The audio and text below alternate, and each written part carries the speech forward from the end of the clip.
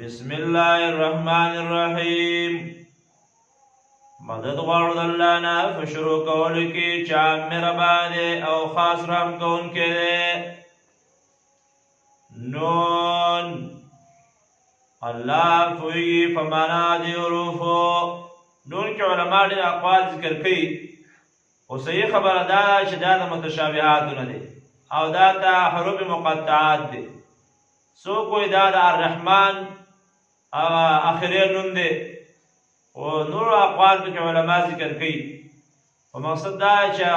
راجحه خبره ده چې دا د حروف مقطعاتو څخه دی. والقلم او شاهد دی قلم. شاهد دی قلم. کم قلم علماء ذکر کړی دي، ډېر قلمات مراد دي، جنس مراد دی. یا تل مراد قلم د وحی دی چې ملائک په هغې باندې لیکل کوي، یا قلم د حساب او کتاب دی چې هلته قیامت کې به انسانانو حساب او کتاب هغه به کېږي، هغه قلم مراد دی. دا شان یا قلم د شاهدانو دی چې قیامت کې به شهادتونه پیش کېږي او ګواهي به پیش کېږي په تاسو باندې. یا دا چې قلم د تاریخ والا مراد دی، او دغسې نور علما ذکر کوي، خو یا عام جنس مراد دی، جنس قلم. وما یسترون او هغه چې لیکل کوي، هغه چې لیکل کوي په دې باندې، په دې قلم باندې لیکلو کوونکي هغه جدا جدا دي. دا په دې باندې ګواه دي ما انت چې نه یې ته بنعمت ربک، په نعمت د رب ستا باندې، بمجنون لیونی. دا داسې خبرې نه دي راوړي چې دا لیونتوب دي. د نعمت نه مراد وحی ده چې دا تا کومه وحی راوړې ده، نو یقیني ته لیونی نه یې، او دا تا هر څه مکمل طور باندې رسولي دي، لیونتوب دې پکې نه دی کړی. او د هغې صفت نه پاکي ما انت نه ته بنعمت ربک، په نعمت د رب ستا، بمجنون لیونی. وان لک یقینا ستا دپاره لاجرا خامخا ثواب دی، غیر ممنون نه ختمېدونکی. ځینې علما معنا کوي غیر ممنون بې انتها، چې څه انتها نشته، بې انتها اجر دی. وانک یقینا ته چې لعلی خلق عظیم، یقینا یې ته په هغه اخلاقو لوی باندې. وانک یقینا ته چې لعلی خلق عظیم، ته یې په خوی لوی باندې. او هغه مشهور روایت دی چې عائشة رضی الله تعالی عنها ام المؤمنین نه چا پوښتنه وکړله چې د نبی صلی الله علیه وسلم اخلاق مبارک څه شی و؟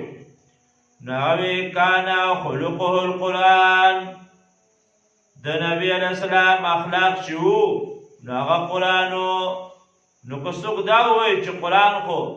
دا خو د الله کلام دی، نو د پیغمبر اخلاق څنګه کېدی شي؟ دا خو کلام الله دی. معنا عمل په قرآن باندې، په قرآن باندې عمل کانا جبلة له، دا د نبی اسلام اخلاقو کنه. په ټول قرآن باندې عمل کول دا د نبی اسلام اخلاقو. اوامر نواهی دغه شان دعوت دغه ټول څه چې په قرآن کې دي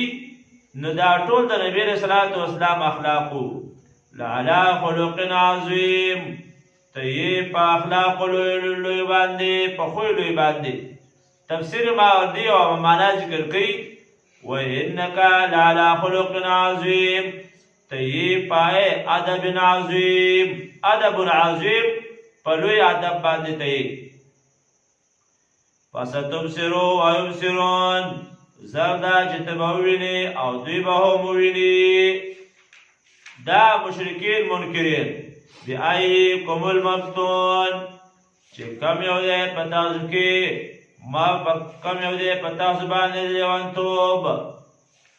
یا کم یو دی په تاسو کې ګمراه لکه تفسیر ضحاک معنی کوي چې مفتون معاذ اللال کم یو دی په تاسو کې ګمراه یا کم یو دی په تاسو باندې لیونتوب ان ربک یقینا ستا رب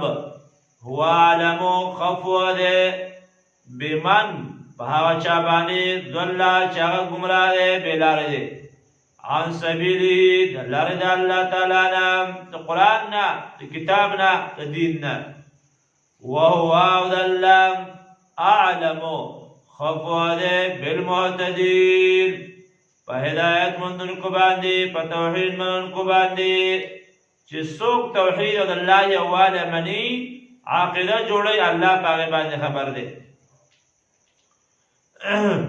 ودو فلا تطع المكذبين دا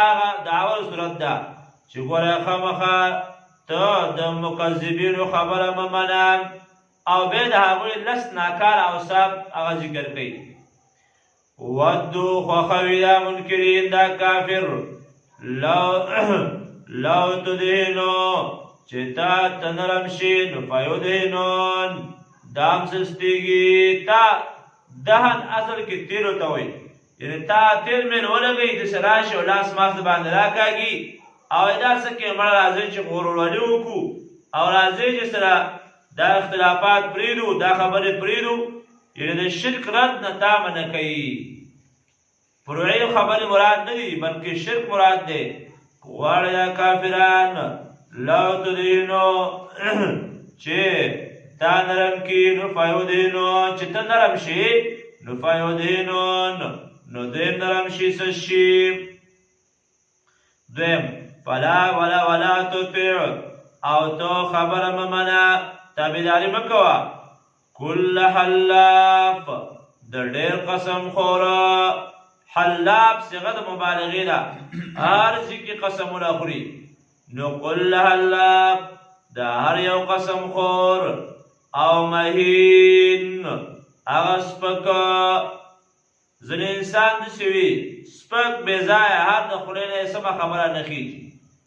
او چې لږې یا به قسم خوري خو قسمونه خوري یا به کنځا کوي هسې بېځایه نه د په وړې خولې باندې به غټې خبرې کوي او نه خبره یې څه زیاتې شي خو بس هسې لږې مجلس یې ګرم کړی الله داسې خلک خبرې د هغې خبره ته غوږ مه ږده او د هغې په کلیګۍ ستا په خلاف باندې او دا به کوي کنځا به کوي بدرد به وایي کله به تا بدنامۍ کله به څه وایي وایي دا د داسې خسرې خبرې ته توجه مه کوه ته خپل کار سره کار ساته کل حلاف ډېر قسمګر قسم خوره او مهین سپک ذلیله او رزیل هماز عیب لګونکې بس لګیا وي دیرو جلو کې به ناستي او بس په سر کې عالي پي نه او داسې خبرې به کوي ته وایې قاضي هم دا دی او مفتي هم دا دی او عالم هم دا دی په ناظریه قرآن نه وي ویلی د علماو سره به مخکې به نیغ کېږي د علماو سره به خبرې کوي حدیث داسې راغلی او حدیث داسې راغلی او که چا د سبحانک اللهم معنا تپوس وکړه نو سبحانک اللهم معنا ته یاد نه وي دغه شان د قرآن الفاظ صحیح یاد نه وي نو ته په حدیث باندې پوهېږي یا ته د نورې خبرې وړه خوله او غټې خبرې یا خلک متل کوي وایي د چرګې د مال سره څه کار دی ته خپل کار سره کار ساته چې په کوم کار کې مهارت لري هغه کار کوه زمینداره کوه دغه شان ډریوري نو ته ډریوري کوه نو اوس هر سړی عالم دی هر سړی مفتي دی او هر سړی عالم هم دی او هر سړی محدث دی دوه ټکي به یاد کړي غاړ نوم یې ځان ته ایښودی نو هماز عیب لګونکی لوی علماو پورې به لګي هغه بس ته په دې خوله باندې ستا څنګه راځي چې په مجتهدین ائمه لوی امت د امت دنیا څو حصې په هغه پسې خلک ور روان دي او په هغه پسې لګي او ته دا یو عالم و ما درس کو ډېر لوی شخصیت دی درس مې وکړ ټوله روژه نو یو کس چاته ویلو چې ګوره دا عالم خو ډېر ښه عالم دی خو ښې مسلې ښه تحقیق هم کوي خو دا خبره یې ونه ویله چې امام ابو حنیفه رحمه الله په دې کې خطا شوی ما ورته وویل چې بل اعتراض نه دی کړی خو دا خو خیر دی ما ورته وویل چې خو لوی شخصیت دی چېرته زه او چېرته هغه زه د هغه غلطي معلومولی شم زه د هغه غلطي معلومولی شم زه د څو مسلې سړی یم او هغه د کوم وخت سړی دی هغه تابعي دی او زه دغه شان وروستی سړی یم زه د هغه غلطي باندې څه پوهېږم نو هم هسې بې ځایه علما صلحا بدنامول د دې لپاره چې خلک د دې نفرت وکړي په ښه نوم باندې هماز نو عیب لګونکی دی و داسې خبرې مه اوره داسې بې ځایه او هغه خبرې ته غوږ مه ږده مشاین تلونکی په مشاین او تلونکی بنمیم په چغلو اسلام بس چغلې به کوي هلته به ولاړ شي هلته به یو چې بدنامه جوړه کړي هلته بل جوړه کړي هلته بله بدنامه جوړه کړي هماز تلونکی بنمیم په چغلۍ سره چغلخورۍ سره به دوه مسلمان په جنګ باندې ولاچي قومونه په جنګ باندې ولاچي بنمیم او تلونکی په چغلۍ سره منع للخیر منع کوونکی د ایمان منع کوونکی د خیر د خبرې منع کوونکی د دین د الله منع کوونکی د کتاب د الله تعالی دا شان منع کوونکی د الله دین هغه وایي کېږي بس دی پای کې رکاوټ جوړېږي منع للخیر منع کوونکی د ایمان معتدن زیاتی کوونکی دی او اسیم دا اتم صفت دی او اسیم سخت ګناهګار اسیم سخت ګناهګار او بل دا خوله سپکه ده بتلن بد زبانه عتلن بد زبانه دا نه هم صفت دی عتلن بد زبانه بعد ذلك زنیم او رستو د دې نه بدنامه علما ذکر کوي زنیم معنا ده بدنامه او یا زنیم زنیم وایي هغه چاته وایي چې د هغې پلار معلوم نه وي نو څوک چې باعزته سړی وي او خانداني سړی نو بېځایه خوله نه خوځوي سپکې خبرې نه کوي سپکو خبر الخبیثات للخبیثین والخبیثون للخبیثات په دې کې سپکې خبرې د سپکو خلکو کار دی د باعزته سړي خانداني سړي د هغې لویې جوړې وزندارې خبرې وي خو چې سپک انساني دغه له لاسم صفت یې دا دی چې بعد ذلک زنیم وروستو زموږ استاد به وی بعد دا لس خویونه به بیانول او بیا به وی بعد ذلک زنیم وروستو د دې نه نمبردس حرامي دا لس خویونه نو دا زنیم دا لسم خوی دی پکې صفت ناکاره نو دغه حرامزاد یو شاعر وی زنیم چاته وی زنیم لیس ما یعرف ابوه زنیم لیس ما یعرف من ابوه بغی الام من ذو حسب اللئیم وی زنیم هغه چاته وی چې د هغې پلار معلوم نه وي او مور یې بدکاره وي او دې پته نه لګي چې دی د کوم خاندان نه دی زنیم دغه ته وایي عتلن بعد ذلک زنیم نو د داسې خلکو په خبرو پسې غوږ مه وړه لګې وی ته د خپل کار سره کار ساته دا کارونه ولې کوي ان د دیوان کان ذا مال و بنین دا دې وجې نه چې دی خاوند د مال او د اولاد مالونه ډېر دي اولاد یې ډېر دی دی په دې خپل مال اولاد باندې غره دی او د دین نه بې پروا دی اذا تتلی علیه آیاتنا کله چې لوستې شي په ده باندې زموږ آیاتونه د قرآن بیانېږي نو دی په استهزا په طریقه باندې وایي قال اساطیر الاولین دا قصې د مخکنو خلکو دي. د چا قصه ده؟ خو موسی علیه السلام قصه ده او د ابراهیم علیه السلام قصه ده او دا قصه ده. نو دی به قرآن ته هم قصې وایي، حدیث ته هم قصې وایي. یو عالم وی ما یو ځای کې درس حدیث مې ویلی، هغه درس مې کوو، نو یې ما ته یو ویل شیخه دا خبرې خو تاریخي خبرې دا موږ ډېرې لوستي دي، دا خدای دا هم بیانوم. ولا الله بنده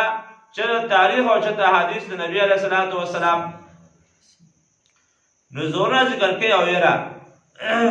زورنا ذکر کوي او یره بیانوي. سنسمه علی الخرطوم، زردا چې موږ به داغ ولګو د ده په دې خلطم باندې. یا خلطم یا شونډو ته وایي، یا علما وایي چې پوزې ته وایي، یعنې دا به ذلیله به یې کړو. لکه علما وایي چې د دې دا پوزه به توره کړو، یا دنیا کې به یې ذلیله کړو یا به یې قیامت کې ذلیله کړو. سنسمه علی الخرطوم، نو موږ به داغ ولګو چې دا په حق پرستو پسې لګی دی. د الله دین د داعیان او دغه شان علما، محدثین، مجتهدین، دغسې نور نیکان خلک، نو الله موږ به د دې سزا به ورله ورکړو. سنسمه علی الخرطوم، زردا چې موږ به داغ ولګو د ده په شونډو باندې یا د ده په خلطم باندې یا په پوزه باندې. یو نمونه بیانوي د تخویف دنیوي یو مثال. و دا بېځایه خویونه پرېږدوئ، د حق پرستو مقابله پرېږدوئ، شرکیات پرېږدئ. ته وګوره الله یو باغ والا ته یو نعمت ورکړی و، هغه باغ و چې هغه وخت په وخت باندې میوې هغه خپل وخت ته به رسولی او بیا به هغې به ترې فایده اخسته. پلار یې ښه سړی و، ایمانداره و. کله چې زامنو ته واک وسپارلی شو نو بیا زامنو ویلې دا زموږ پلار لیونی دی، ته ګوره دا ټول مسکینان غریبان نازي او ټول هر څه هغو خلکو ویوړله. نو دوی یې په خپلو کې مشوره کوله، وی هلکه داسې به وکړو چې سبا سهار وختي به لاړ شو، وختي او چې کله دا غریبان راځي که نه نو چې ګوره موږ دا مال او دا میوې شو کولی او بس په کاټنو کې بندي کړي او بس بیا منډای ته رسولي. باید دا د شوم انساني. و د الله بنده په دې کې خو د هر چا حق دی. یو غریب مسکین دا شي نو بس هغې ته ورکړه. او د هغه دې کې خو حدیث کې راځي ما سوا زکات صدقه، د زکات نه علاوه نور هم ستا په دې مال کې د الله حق شته دی، دومره شومتیا مه کوه. نو دوی دا شومتیا وکړه، ډېر خراب د نیت یې خراب شو. الله په دې باغ باندې د شپې یو عذاب راوسته او دا باغ ایسته وسوځو، داسې وسوه لکه ایره، توره ایره. دو خو ته په دغه سوچ کې دګانې مشوره کړې ده که او د الله عذاب په نظر باید نه راځي. نو کله چې سبا شه لاړل باغ ته چې ورسېده یو بل ته ګوري را ګوري، هلکه وی داسې کې خو باغ و، دا راته ښکاري چې لاره مو راته کړې ده. شاوخوا دې خوا یې ګوري را ګوري چې هغه لاره مو راته کړه، په بل لا تیاره ده لاره مو راته کړې، په بل چا باغ ته راړي. او کله چې هوښیار پکې و وی نه لاره نه دغه راته کړې، تاسو ته وویلې. قال اوسطهم فلما رأوها، شپږویشتم آیت کې، قالوا انا لضالون بل نحن محرومون. نه بلکې تاسو چې ګمراهان یې، خامخا موږ لاره راته کړې ده. نه وی بل نحن محرومون، بلکې موږ بې نصیبه شو، ازموږ برخه چې دغه لاړه. نو قال اوسطهم، هغه هوښیار پکې و، هغه ویلې الم اقل لکم، آیا ما تاسو ته نه ویلې ولې چې لولا تسبحون، ولې تاسو پاک نه ګڼو الله د نورو شریکانو نه، د الله حق هم نه منه او د الله نور شریکان جوړول. نو د هغې نتیجه دا شوه چې الله د دغه خپل حق نه هم محرومه کړی. او قالوا سبحان ربنا انا كنا ظالمین، بیا وی چې یا الله موږ ظالمان یو، یو بل ته راوګرځېده او یو بل یې ملامته کول، خو بیا ملامتیا پایله نه ورکوله، مقصد د دې دغه دا دی چې ګوره الله کوم نعمت درکړی دی نو په دغه نعمت باندې شکر ادا کوي. قرآن لوی نعمت دی، دغه شان د هغې علم زده کول لوی نعمت دی. علما حقا حق پرسته دا نعمت دی، د دې ناشکري مه کوئ او د دې شکر ادا کوئ. که شکر م ادا نه کړه ناشکري م وکړله نو دغسې سزا به الله درکړي لکه باغ ورته چې ورکړله. مقصد دا دی انا بلوناهم یقین منګه امتحان کړو په دوی باندې، منګه امتحان کوو په دوی کما بلونا اصحاب الجنه لکه چې منګه امتحان کړو په باغ والو. او دا باغ علما وایي چې زروان په ځوان باندې، زروان دا یو مقام دو صنعاء الیمن نه تقریبا وایي 2 فرسخه لري، صنعاء الیمن نه 2 فرسخه لري اندازې کې پروت و. از اقسمو کله چې دی پاخه قسمونه وکړل چې لا یسرمنها خامخا موږ به دا لو کوو شو کوو به مصبحین په وخت د سبا کې ولا یستثنون او جدای نکو هغه نوم د الله د نور الهه او باطلونه او د هغې حصه پکې وسره مقرر کوله. الله وایي فطاف علیهم نو راغې په دې باندې طائفون د شپې راتلونکې من ربک طرف د ربستانه وهم نائمون او دوی خوشحاله دي چې سبا به وختي ځو او خپل باغ به شو کوو. وهم نائمون او دوی ودوم فاصبحت کالصریب نو شو ده په شان د هغه پرې کړی شوي. کالصریب علما ډېرې معناګانې کوي، یا په شان د هیرو باندې یا په شان د پرې کړی شوي باغ پرې کړی شي میوې ته لرې کړی شي خالي پاتې شي. خو صریب معنی چې دا په شان د هیرو او ختم شوی. نو فدنادوا مصبحین چغې والې یو بل ته په وخت د سبا کې هلکه راځئ چې زر زو راځئ شبه ناوخته دی هله ان اغدو علی حرثکم چې سبا وختي لاړ شئ په خپل فصل پسې ان کنتم صارمین که تاسې پرې کوونکي شو کوونکي. نو فانطلقوا بس روان شو وهم یتخافتون او دوی پټې پټې خبرې کولې د یو بل سره او خبرې دا وي چې الله یدخلنها اليوم علیکم مسکین، هسې نه چې داخل نشي په تاسو باندې نن ورځ یو مسکینه چې غریبان سوالګري راځي او تاسو هر څه ختم کړي وي. فلما رأوا عدو وغدو او دوی سهار وختي لاړل علی حردن هغه په خپل فصل پسې قادرین چې ځان یې قادر ګڼه په دې په شو کولو باندې. فلما رأوها هر کله چې ولیده دا باغ نو هلته خو نه و که نه نو قالو نو دوی ویل انا لضالون یقین موږ هېروونکي وو لارې لره. هغه لاره ورکه کړې ده لکه ګوره لاره هم غلطه کړې ده. نو یا بل نحنو محرومون وایي لاره غلطه نه ده بل دا خو سوچ راغی بل نحنو محرومون بلکې موږ بې نصیبه شو. نو قال اوسطهم ویل هغه هوښیار د دوی نه الم اقل لکم آیا ما تاسو ته نه ویلي لولا تسبحون ولې پاک نه ګڼو تاسو الله د شریکانو نه. نو قالو بیا دوی وروسته بیا خبرې هغه د الله پاکي بیانوله خو بیا وخت ورختې اوبو وړولو. قالو نو ویې سبحان ربنا پاک دی زموږ رب